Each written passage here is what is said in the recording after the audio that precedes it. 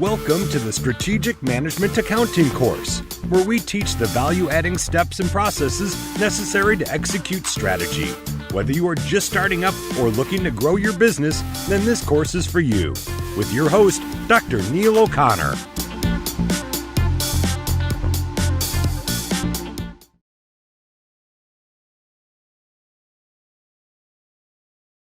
Hi, welcome. This is Strategic Management Accounting, but it's really interesting. In this session, we're going to look at a brief review of job costing. Now, we're not going to look at the real detail, but really give you an insight as to we really need to understand costing. We know it's the end of low-cost China. We know it's the end of low-cost many other countries too. All right, let's not just pick on China here. But the big point here is that if you still need to understand costs, you still need to allocate costs. If you can understand costs, how they're derived, what are driving the costs, so you allocate them in a proper way, then you can actually use reports for effective decision making about products, about which customers to work with, which activities to work with. And there's a lot of things you can do if you really understand how do we allocate costs. And that's what we're going to look at in the first half, the first 1/3 of Strategic Management Accounting. Get into that cost side. That is just as strategic as the revenue side. So we need to be able to manage both costs and revenues in order to really have a fully profitable business. And there's so much that every factory can learn with a little bit of basic job costing, bit of cost allocation. So let's get into the good stuff, shall we? So I'm excited. We really need to take away the basic cost terminology, and there's several key points from the prior chapters that we're not going to cover in too much detail in Strategic Management Accounting. Cost objects, they are responsibility centers, departments, customers, products. They are an object that costs are accumulated with, and so in some ways we can make responsible for, or in some ways we can use to determine some profitability, to know whether a responsibility center is actually being useful, value adding for the organization or not, to know whether a customer is being value added or not, to know whether a particular product that you're making is being value added or not. So cost object is the object of the cost allocation. Direct costs and tracing. We must also understand that in a product manufacturing, materials and labor are the big direct costs. That is, you have people working on the factory floor. They are direct costs. When they stop working, then their wages, okay, they're still direct costs, but when you fire them, they're no longer your direct costs. So if they're working on the factory floor, they are your direct costs. They are direct costs of actually assembling the product that you are making. Of course, materials are a direct cost. Direct costs are very easily traceable to products. Keep that in mind, direct costs. Indirect costs are about overhead. They are about the factory supervisor that is looking over the factory. They are about the administrator. They are the utilities, electricity bill, the water bill that the factory encounters in order to make something. And so these indirect costs are not naturally directly allocated to a product or a customer or a supplier.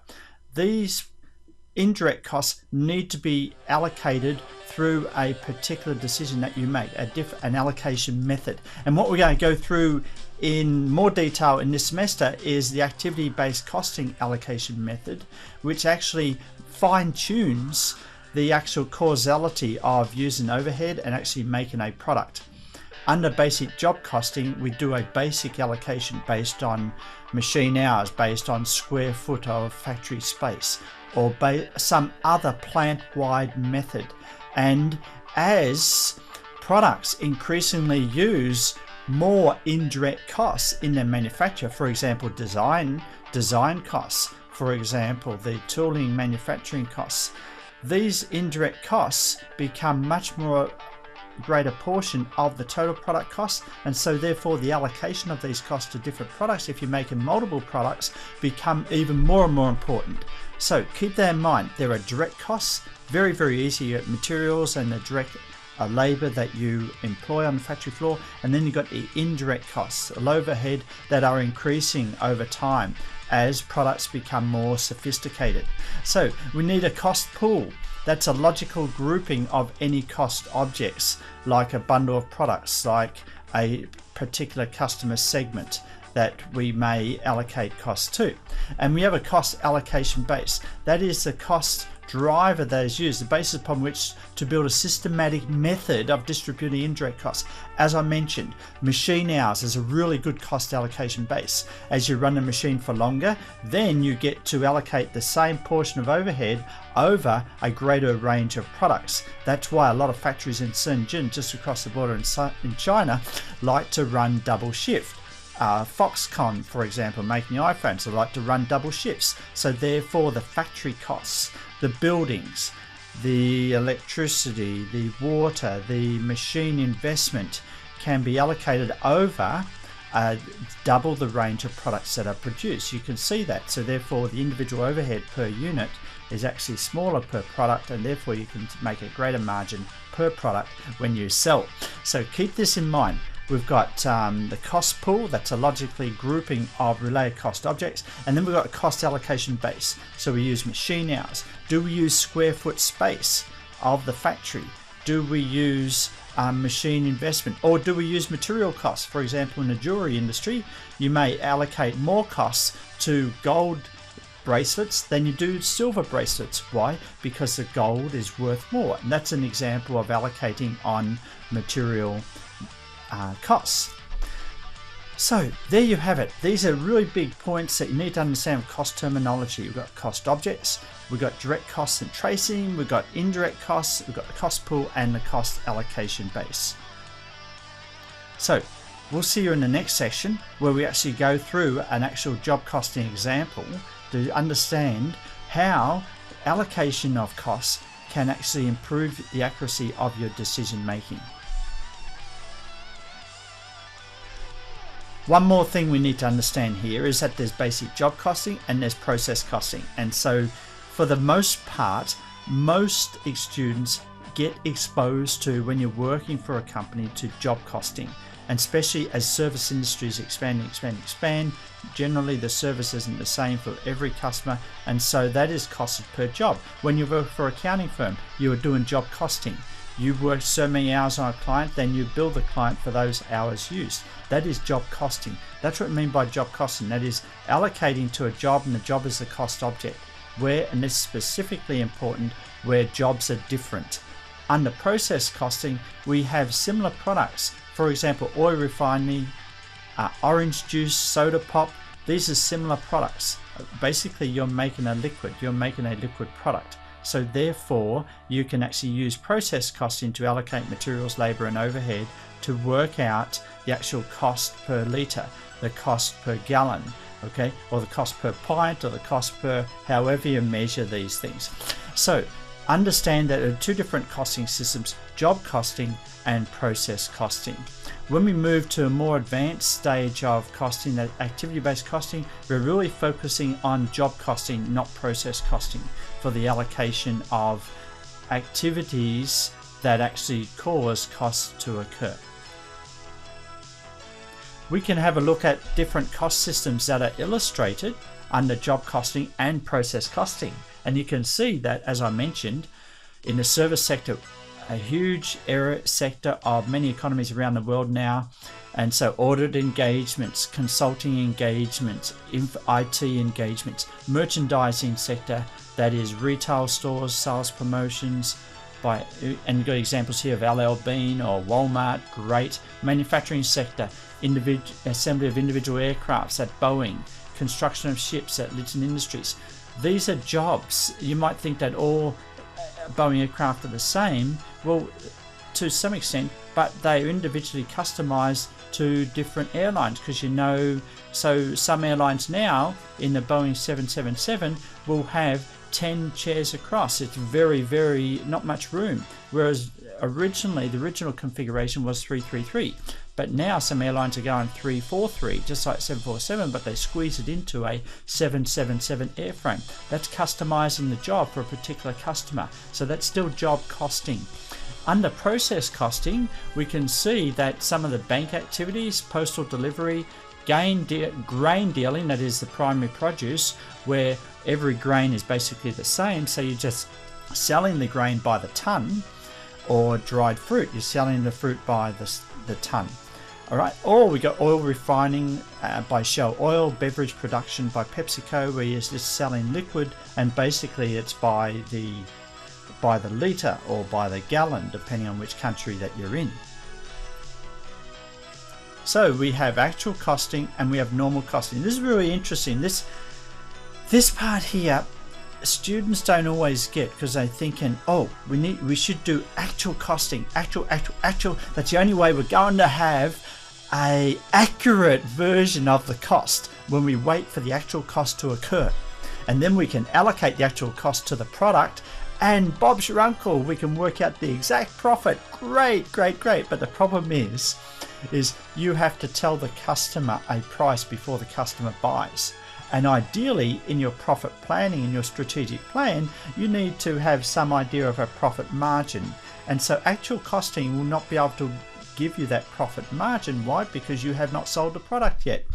So here's the deal. What a lot of companies do is use normal costing. That is, we are allocating pre-planned cost, especially materials, labor and overhead, to the product, and so we can, before we sell the product, work out how much does that product really cost us to make. Then we can work out, okay, we can add on distribution, shipping and freight, and then we can work out, okay, in the retail store, what is that profit margin? How much are we making on this product? And so you can work out beforehand, before you commit to shipping, before you commit to production, before you commit to actually going with a particular distributor who's taken 15% of that profit margin. Before you commit, under normal costing, you can allocate and actually predetermine the actual profit you're likely to make for every product sold. And so that's the big difference between actual costing and normal costing. Get the idea, get it from a decision-making standpoint. Don't just think about the mechanics. Oh, normal costing. Do we have standard costs or do we have a standard overhead? Which one do we use? No. Step back from that. What is the decision you are trying to make with this costing method? And the big decision is profit planning. It's about pre-production planning. It's about full strategic planning about what are you going to make, how much are you going to sell it for, and how much money you're likely to make if you go down this road. Normal costing can help you with that. Actual costing will not. Actual costing gives you the exact costs it costs you to make after the fact. Of course, after you've got into the normal production runs and you're into multiple iterations of making and selling, now you can bring the actual expenses in and compare against your normal allocated expenses to really find out, are the costs really the same as I thought they were going to be? Now you can get feedback from your actual costing. But the actual costing doesn't help you at the beginning. It helps you in the feedback later on, where you compare your actual costs with what you thought the costs were likely to be based on predetermined standards. You see what I mean? So actual costing and normal costing can help, but really at the beginning of the process, normal costing is what's going to give you the best decision information that you need for profit planning, for strategic planning, for going into a particular production product run. Okay, but after you get moving, it's the actual costing where you do an allocation so you get feedback on your original allocations, and you look at the variances, and then you're going to find out, we really underestimated the material costs. We really underestimated the labor costs. And then you can go back and really think about, do we still want to continue with this strategy? Or is there some way operationally we can improve the material costs, all the labor costs, all the overhead costs? So both actual costing and normal costing are important, but important at different stages of the product production and sales life cycle. Catch you in the next slide. So we have the costing approaches summarized here, and we've got actual costing, normal costing. These are the actual mechanics, but first understand why you're doing it. The why is so much more important. Here is the how with the slide. I don't want to bore you with the how, but basically with normal costing, we've got to try and get a predetermined rate if it's just overhead, basic normal costing, or standard costing where we have a predetermined rate for materials, labor and overhead. Then we need to allocate that accordingly. There are mechanics there, you can work that out, but when you get the why, you understand why it's important to actually understand the mechanics of normal costing. So we have a 7-step job costing. Here's a 7 steps. If you really want to go through this, you can, but number 1, identify the job that is the chosen cost object. All right, so we're making an iPhone. Okay, that's a job. Identify the direct costs of the job. Well, we've got materials, we've got people, we've got 90 different steps in the assembly, and we've got people along that assembly line, 90 plus people in that assembly line. Wow. So we've got to pay them labor, so that's direct costs. There are materials, that's direct costs. As you can see, we identify direct costs. Select the cost allocation base to use for allocating direct costs to the job. Indirect costs, so the indirect costs, something like could be supervision, could be administration, water, electricity, then to run the machines. What about machine investment? What about the conveyor belt? The investment in the conveyor belt that makes the iPhone, as it's getting slowly produced, assembled, goes from station to station. Okay, you have to pay for that conveyor belt. That's not direct, because that will last several years, you see. So you've got to allocate the cost of that conveyor belt to each phone that actually goes along the conveyor belt. Yes. So these are all indirect costs. We need to think about how we would allocate the allocation base to the job. So we can allocate all of these in terms of a per unit made every day, or we can make it a better allocation method could be in terms of how long the production line has been running. Okay, so it runs for 6 hours in a shift. Then we can use that in the total hours of the week, maybe 12 hours times 7, 84. Yes, I can do calculations. So 84 hours in a week, and we can get total cost of machines that are allocated over that year. 84 hours a week times 52. If the machine just lasts for 1 year, so we've got 84 times 52, that we can take $1 million machine divided by 84 times 52, 52 weeks times, yes, and there you go, your total hours there, and then you somehow get a rate so you can allocate your machine costs to the production of the iPhone. So this is the mechanics of how you're going to go about it. But what's important now is to think about the cause and effect. It's cause and effect. What causes a cost to occur? You cannot make an iPhone if you don't have a machine. So the cost, the investment in the machine causes an iPhone to be made. But the big problem here with indirect costs is how do we allocate a machine to the iPhone? Okay, and so machine hours is a very common way of allocating costs to the manufacturer of an iPhone. All right, so we don't have time to go through all the calculations, but you can see the numerator is basically the total cost or fixed cost of an overhead, like machines, like supervision, like electricity, like water, and the denominator are the hours of that the machine is running, if that is the basic cost base. So we want to identify the indirect costs associated with each cost allocation base.